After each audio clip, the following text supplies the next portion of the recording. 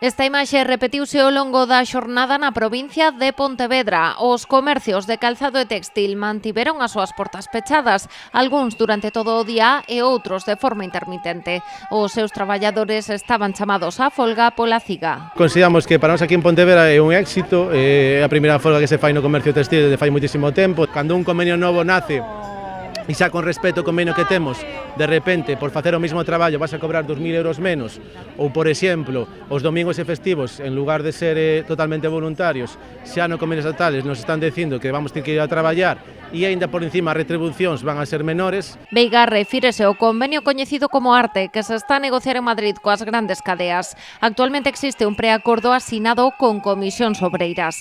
A CIGA reclama que se manteñan as negociacións a nivel provincial, xa que o convenio pontevedrés é máis vantaxoso.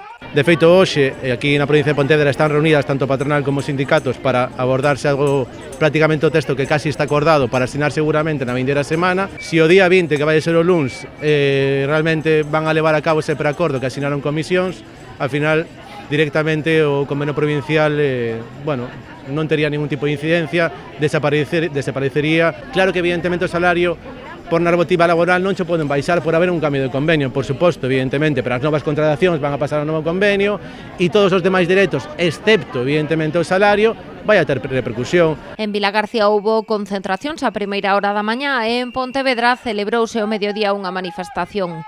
Decenas de traballadoras acudiron ao chamado da CIGA para defender os seus dereitos. Que a primeira folga despois de moito tempo convencer tamén, a xente que este implicada, pois é bo que se implique, que entenda que un rumbo que se vai a coller pois non é o mellor para nós. Por exemplo, no caso de Inditex, algunhas das demandas pasan por manter o 100% da nómina dos traballadores no caso das incapacidades temporais.